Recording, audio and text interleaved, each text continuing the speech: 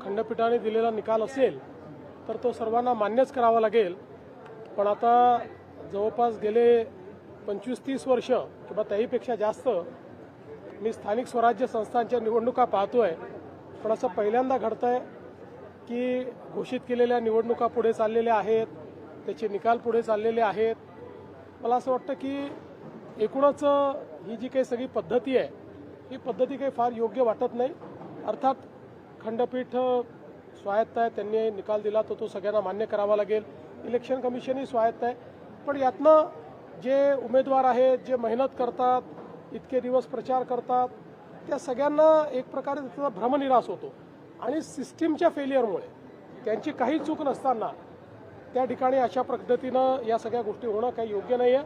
मला असं वाटतं अजून खूप निवडणुका इलेक्शन कमिशनला घ्यायच्या आहेत। या सगळ्या प्रक्रियेमध्ये निवडणूक आयोगाने सुधार आणला पाहिजे आणि किमान पुढच्या निवडणुकांमध्ये तरी असं होणार नाही हे निवडणूक आयोगाने बघितलं पाहिजे असं माझं मत। राज्य निवडणूक आयोगाची चूक वाटते, कारण ज्या प्रकारे दिवस दिले नाही, अपील केल्यानंतर 3 दिवस द्यायचे होते, त्यानंतर काही निवडणुका पुढे ढकलल्या आणि आता हा निर्णय येतो कोर्टात 24। आता माझं तरी मत असं आहे की मी चूक म्हणणार नाही, माझं मत असं आहे की जो काही कायदा आहे त्याचं चुकीचं इंटरप्रिटेशन हे करण्यात आलेलं आहे।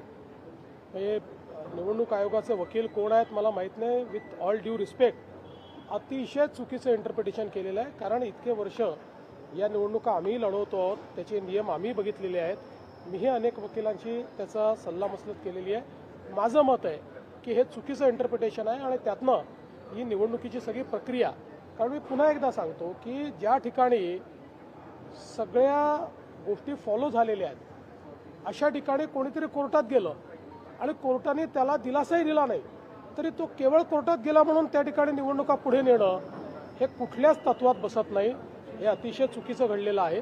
पण ठीक आहे, आता मी त्याच्यावर अधिक बोलणार नाही। या संदर्भात माझी पर्सनल नाराजी ही मी कालही प्रगट केलेली आहे आणि ती कायद्यावर आधारित आहे। माझी काही इलेक्शन कमिशनवर नाराजी नाही आहे, माझी नाराजी कायदेशीररित्या होत नाही याच्यावर आहे। जे 50% वरती जे आरक्षण गेलेलं आहे, मतदान झालेलं या ठिकाणी आज मतदान होतं, आता 20 तारखेपर्यंत सरसकट सगळीकडे आचारसंहिता मुद्दा आता परत एकदा उपस्थित राहतो, कारण की निकाल 21 तारखेला येणार आहे। आता ते परत इलेक्शन कमिशनने ठरवायचं आहे, पण केवळ 24 ठिकाणी निवडणुका व्हायच्या आहेत म्हणून 284 पैकी सगळी मतमोजणी पुढे करणं हे मला तरी योग्य वाटत नाही। पण ठीक आहे, मी त्याच्यावर यापेक्षा अधिक बोलणार नाही। सर, दुसरीकडे एकीकडे मतदान सगळीकडे सुरू आहे, मात्र दुसरीकडे गोपनीयतेचा प्रश्न देखील उपस्थित झालेला आहे। संतोष बांगर स्वतः जाऊन अशा पद्धतीच्या तिथे मतदान करा अशा पद्धतीच्या सूचना देत आहेत वगैरे। मला असं वाटतं की किमान लोकप्रतिनिधींनी लोकशाहीची चाड ठेवली पाहिजे आणि लोकप्रतिनिधींनी निवडणुकांमध्ये आपण कसं वागतो आहोत, आपण काय संकेत देतो आहोत, काय संदेश देतो आहोत याचा विचार केला पाहिजे असं माझं मत आहे। कोकणामध्ये विशेष करून पैशांचे आरोप मोठ्या प्रमाणात आले, कोकणात काल सुद्धा पैशांचे आरोप आहेत ते मोठ्या प्रमाणात झालेले पाहायला मिळतात। पैसे वाटप करताना एकीकडे काही सगळेच एकमेकावर आरोप करतात। या संदर्भात निवडणूक आयोग आणि पोलीस हे दोघेही सतर्क आहेत।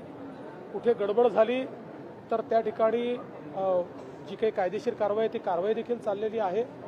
मला असं वाटतं की ओव्हरऑल जर आपण बघितलं तर या निवडणुका शांतपणे पार पाडलेल्या आहेत।